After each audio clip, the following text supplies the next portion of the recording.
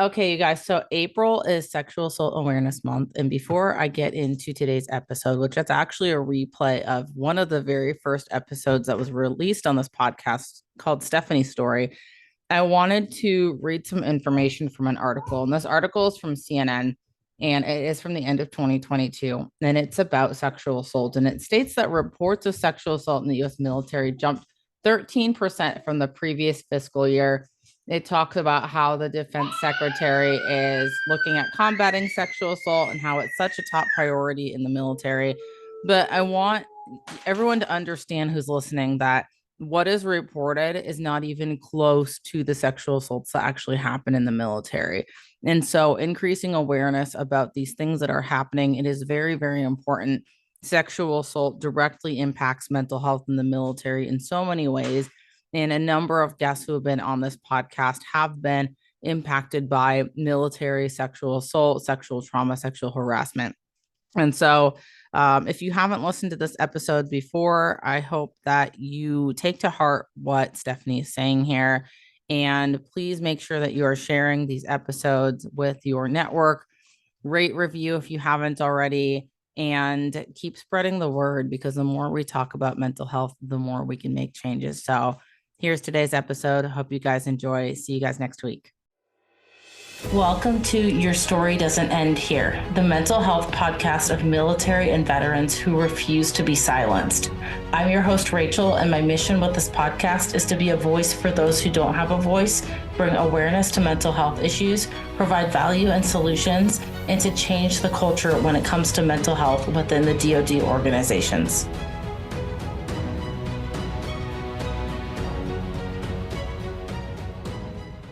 All right. Thank you for joining us for this episode today. Today's guest's name is Stephanie. She is from South Jersey originally. She is a PR2 in the United States Navy. For those of you who don't know what a PR2 is, it is a petty officer second class. And she's been in the Navy for just over 4 years. Outside of the Navy, she works as a volunteer EMT and a medical caregiver for the Department of Social Services, specifically working with elderly with end-phase dementia, Alzheimer's, and end-of-life care for terminal illness. Overall, she describes her mental health experience in the Navy as an uphill battle, but she has been receiving wonderful resources necessary to better herself more recently, and describes everything as a journey of self-reflection and other factors such as professional intervention and medication. So thank you so much for joining me on the show today, Stephanie. Thank you for having me. Of course. And so, Stephanie, what I'm going to have you do is just take it away, sharing your story with mental health in the Navy. And I'm not going to interject at all. I'm just going to let you share everything that you want to say. And then we look forward to hearing what you have to say. Thanks so much. Thank you. I guess I'm going to start things off as what it was like during my more junior years and how things are currently. I haven't been in a super long time. I've been in just over 4 years. I know being in the Navy as a female, it can be very daunting and very scary coming in as a female in a very male dominated field. When I first went to boot camp, I was actually engaged to someone that I had been seeing as a civilian. They actually left for the Marine Corps before I had joined the Navy. And so they had actually joined the service slightly before me. They were kind of in whatever the Marine version of A school is while I was in boot camp at the time. And once I got out of boot camp and I was in A school, I had found out that my fiance at the time had been cheating on me. And so, I am in A school. It's like this big thing. Everyone's kind of in limbo of like, oh, I'm kind of in the Navy. I'm kind of still, a student at the time. And so I was also going through this really big heartbreak. So I did kind of what everyone would do at that time. I was 19. I partied. I drank a lot. I did what you shouldn't do. I underage drank, and back then hotel parties were the big thing. And I was with a group of older people who could purchase alcohol. And unfortunately, I encountered my first experience with sexual assault in the Navy. Um, it was, I want to say, it was a couple months after I graduated boot camp. I was at a hotel party. I got blackout drunk because I was deep in my feelings from, finding out that my fiance had cheated on me. I was scared, being released into the world after boot camp. And like, I got really drunk and I woke up the next morning. I was in the hotel room, there was a pool there. So I was in my swimsuit and I lifted up the comforter and I noticed that my bikini bottoms weren't on my body. And I looked over and there was a guy sleeping next to me and he didn't have his swim trunks on. And, I cannot begin to you know, describe the amount of things that you think in that moment as a 19-year-old going through all this stuff and then, waking up like, with all that going on. And I called my friend at the time that her family was actually like local to the area that we were, in A school at, and her family was law enforcement. And so they took me to the hospital. We did like a full rape kit and everything. And we got in contact with like the sappers and everything. And at that time, I was told that I had to do a restricted report because I had been drinking underage. And so if I wanted to pursue this person legally, I would get a dishonorable discharge from the military. And, I I didn't want to believe it at the time. I was like, that can't be true. Like this bad person did a very bad person thing to someone good who was in a bad place mentally, emotionally, physically. And so I went to a couple different like sapper VAs. I went to different like legal avenues and I was like, is this actually true?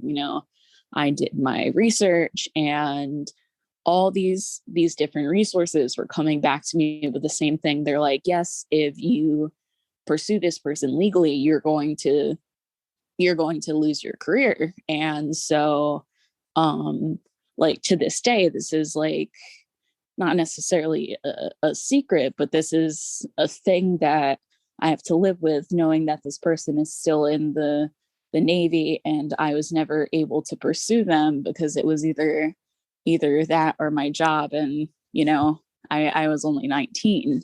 And that's a crazy thing. And now being a more senior person in the Navy, I'm unfortunately hearing more and more stories of senior people reflecting back in their junior years, and even junior sailors like recalling similar stories of being under the influence and not being able to report their assaulters because they were under the influence, and either they're not believed because they were under the influence, or they were underage, and so it's either their career or they get to go after that person.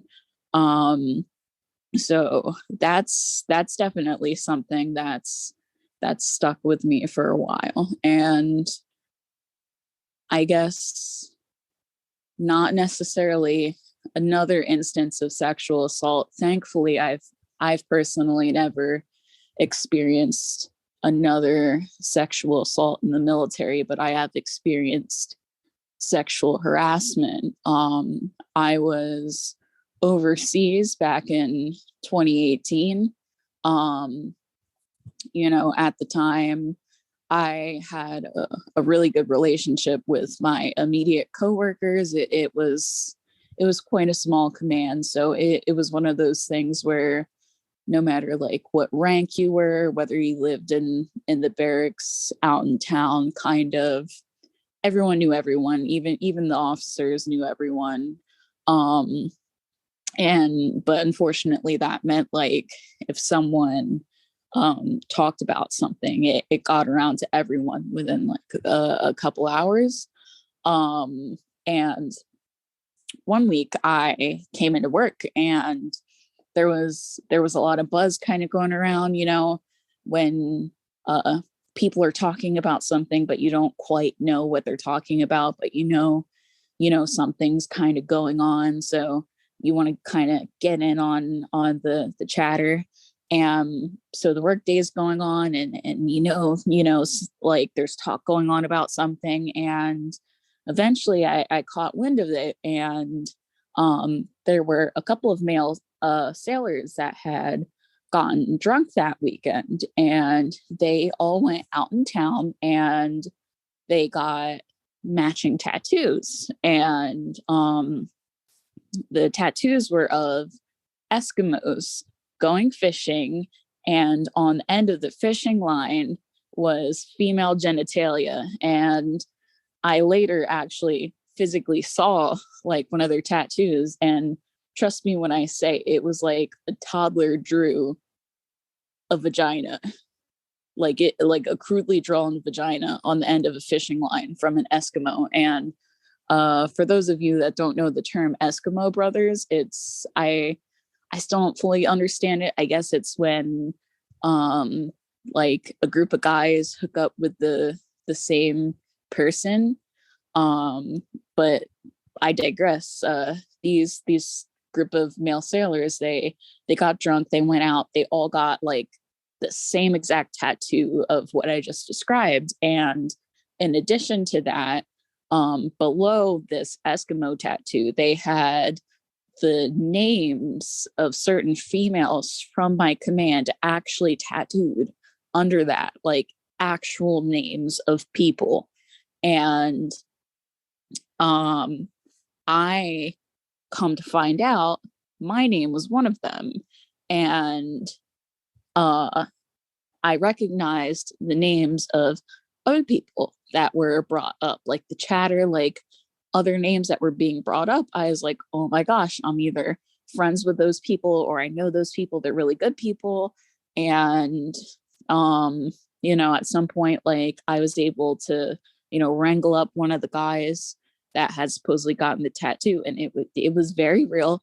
It was very crude. And it was absolutely ridiculous. And me and some of the girls whose names were on it got together and found out none of us had been with any of these guys whatsoever. It was actually a pact that they had made. Me and these girls that were all tattooed under it, we were all about to PCS within a couple months of each other. And these guys had made a pact that they were going to sleep with us before we PCS'd. And we were horrified because we didn't know what that meant. We didn't know by what means they were going to accomplish that, because God forbid, you get the name tattooed, how far are you going to go to accomplish that? But we all took this up all the way to the CMC, who happened to be a female CMC. And we also had the Simio get involved. I believe he was either a first class or a chief. And so we had a female CMC, male Simio, and we had written confessions from most of the male sailors that were involved, that like they fessed up, they actually did this, and they actually like fully admitted like that they knew like this group of girls were PCSing, and it was like a drunken pact that they made that they were going to sleep with like the list of girls that they got like tattooed on them. And essentially the female CMC said that unless they actually acted on it, that they couldn't do anything about it. And the Simio agreed with the CMC on that. They said because these male sailors had not physically harmed us, physically attempted to rape us or sexually assault us, that nothing could be done about their actions. And I distinctly remember before I PCS'd from that duty section, I mean, not duty section, duty station. I had my neighbor from that building, they would, whenever they were home, they would walk me to and from my car whenever I was working, because I was petrified that one of these sailors was going to jump me and attempt to either physically assault me or rape me to go through with that tattoo pact that they had going on. And I haven't heard from any of the other girls since, but I can imagine they had a similar level of concern until they PCS'd as well. Um, and I mean, those were the two major stories of my junior years that were pretty defining, because I remember when I first swore in when I was in the DEP program. I heard all these horror stories of how sailors got raped and sexually assaulted, and I genuinely thought that was just something that was told by men to keep women out of the military. I didn't actually think that was something that happened. I didn't think that was something that was real. And then, I joined, and everything that I thought was a scare tactic actually happened to me. Yeah, and it was just honestly like baffling looking back on it now, especially knowing what I know now, like knowing that I could have fought past the CMC and the Simeo. I could have taken it all the way up to the CO. Like, a lot of junior sailors also don't know that they have the ability to do that, because we're taught in boot camp that even a first class is scary. So imagine, how scary it is going before a CMC as an airman. If they tell you no, like, you're basically shitting yourself at the thought of going before the commanding officer. But knowing what I know now, I would have absolutely gone, like, respectfully, CMC, go fuck yourself, and I would have gone to the XO, the CO. I would have done that in that instance to protect myself and the other females involved in that specific case. But I guess fast forwarding to now on the somewhat senior end of things, as an E5 over 4, we've surpassed that. That was a couple years ago. Not that it hurts any less, but I've taken the steps necessary, like, mentally, to move past that. I drew a blank. So a couple years ago, I'm not gonna deep dive into my medical history, because that's a whole can of worms. Back in 2019, I sustained a traumatic brain injury, and that left me with permanent nerve damage on my left side. It left me permanently deaf on my left side. It left me with PTSD, and it left me with severe chronic migraines, and then also just chronic pain throughout my body. Best I can describe it as, chronic pain differs from person to person. Just imagine just living your life and it feels like a lightning bolt going through your body. Absolutely debilitating. There's nothing you can do about it. It's residual nerve damage. It comes when it comes, and it goes when it goes. And I laugh because that's the only reaction I have to it at this point. But for the longest time, I remember after my TBI, I was in the ICU for 2 weeks, and I was in intensive neuro rehab for almost 3 months, learning the basics, how to walk, how to write, how to shower, how to dress myself. And over those 3 months, I was also given therapy. And this was not done through the Navy. Once I left the ICU, this was in a civilian hospital. Um, and it was absolutely fantastic. I am currently performing my job as any other, Navy sailor does right now. I am, aside from having like some left-sided weakness and being deaf on my left side, I'm almost exactly like my former self. But when I was discharged from their rehab, that also meant I was discharged from their therapy services.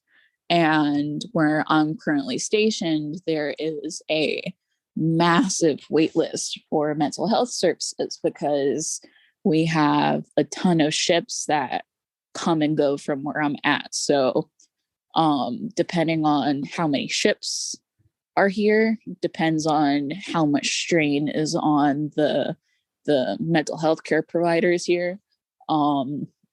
So I went on a wait list after I got discharged, and this was back in 2019. Well, it was the end of 2019. So when I got discharged, it was the very beginning of 2020, and I had pretty severe PTSD, and um, I'm not going to get into, like my triggers or anything, but it made some day-to-day tasks pretty debilitating, like, certain errands, certain, I don't know, you would call it like daily tasks essential to, like getting through living, and stuff like that. And so, things as important as hygiene just started really going downhill and stuff like that.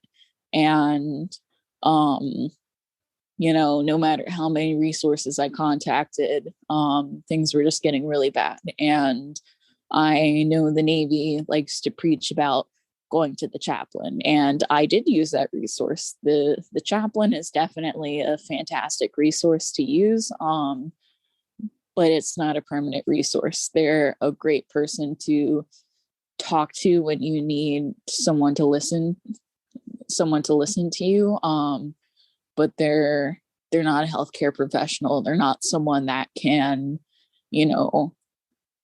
give you tactics, work through like anxiety attacks. They can't prescribe you medications. They also can't recognize when you're a danger to yourself, and they're not a mandated reporter. They actually can't report you when you're a danger to yourself because they are one of the few people that are sworn to absolute secrecy. Even if you say you're going to murder someone, absolute secrecy. And so, I mean, that's a good thing, like they can't tell anyone anything, but if you genuinely fear for your life because of your mental health, sometimes you do need someone that's going to, raise the red flag on your behalf, and the chaplain can't do that. But moving forward, finally back in June of 2021, well over a year later, a little bit over a year and a half later, I finally, got off my spot in the wait list, and I finally was able to see a provider. And it was probably one of the biggest sighs of relief I've ever had in my entire life. It started off with, they do like a basic mental health assessment. So it's fairly long, at least from what I experienced. It was about a 2-ish hour session with like a general psychologist, and you kind of just give them like the Cliff's Note version of what's going on with you. And they're not the person that you're going to be talking to regularly. They kind of just take in everything that you you tell them is going on with you, and they set you up with like a network of resources that they think best fit you based off of what you've kind of just dumped on them. Um, and they ended up setting me up with a really, really wonderful psychologist and psychiatrist. And something that people also don't know is on top of that, if you get put on mental health medication on top of having your psychiatrist, oftentimes behavioral health has a civilian nurse that does monthly checkups with you, and they're not a mental health professional in the sense where like they're not your therapist, but they're there to help monitor like mood changes and like symptom changes, and like they do like safety checks on you to like see if you're like a harm on yourself and stuff like that. And you know, it seems like a little bit tedious, but it's nice because when I first started on my mental health medication,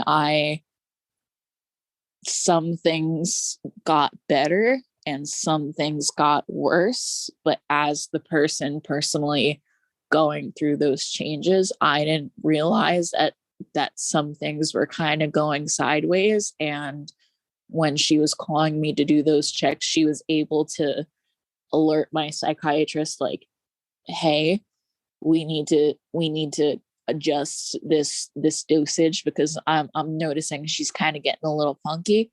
And that's a resource with the mental health that I didn't know was available to us. And I really appreciate now that I have that available to me. Yeah. And you know, I know I've kind of just been rambling on, and I'm a bit of a fast talker. It's part of my TBI. I kind of ramble on and repeat things and kind of forget about what I've just spoken about, but I think I've just about covered everything. Okay, well, thank you so much for sharing your story, Stephanie. I know I can relate so much to a lot of what you said, and I'm sure a lot of other people can relate to. I have just a couple other closing questions for you, if that's okay. Yep. All right, awesome. So first off, overall, do you feel that your experience, just kind of big picture, mental health wise, do you feel that was more positive or more negative?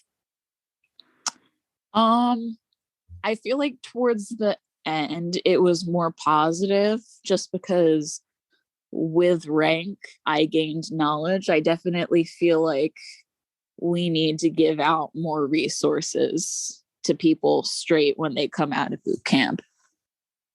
I 100% agree with you there. What would you have changed to make your experience better other than more resources? Is there anything specific that you think would have made things better for you, especially when you were more junior? Um, Being more aggressive, not like not like beating people up, but being more of an advocate for myself. Okay. And for, I guess, for people that don't feel like they can advocate for themselves, do you think that there's anything that might be helpful for someone that maybe is a little more of an introvert or a little more timid, like any specific resources? Um, I'm at a loss for words. There is there are patient advocates and nurse advocates at the naval hospitals, and they can actually follow up with you, and like you can get one assigned to you, and basically you meet with them. You can also get like a case manager, and most of the time they're civilian. I actually have one because I have a traumatic brain injury, and it makes things very difficult to like remember sometimes, like all my appointments. So I have a nurse case manager who's a civilian, and Sometimes when I lose wording or I have a hard time getting my point across to a doctor, she'll call them on my behalf, or she'll email them on my behalf, and she'll get my point across for me. So you can actually contact your doctor or talk to your PCM about potentially getting like a nurse case manager or a civilian case manager, someone to help you manage your medical appointments and medical referrals. Okay. And then last question for you. If you were in charge of the Navy, what would you do overall to help make mental health better for people that maybe are in vulnerable positions or experience even maybe something similar to what you went through? That's a really great question. So I actually, it's a couple years old at this point, but I am a suicide counselor. It's similar to like a SAPR VA. It's not as well known. I haven't met many people that have it. I definitely think that we should have a lot more people with that qualification. As much as we stress SAPR VAs, we should have suicide VAs and like suicide counselors a lot more points of contact for things like that.